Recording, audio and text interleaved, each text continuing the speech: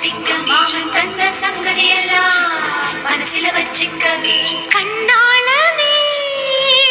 எனது கண்ணை நேற்றோடு காணவில்லை என் கண்களை பறித்து கொண்டும் ஏன் இன்னும் பேசவில்லை ஆளான ஒரு செய்தி அறியாமலே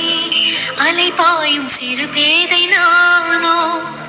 உன் பேரும் என் பேரும் தெரியாமலே உள்ளங்கள் இடமாறும்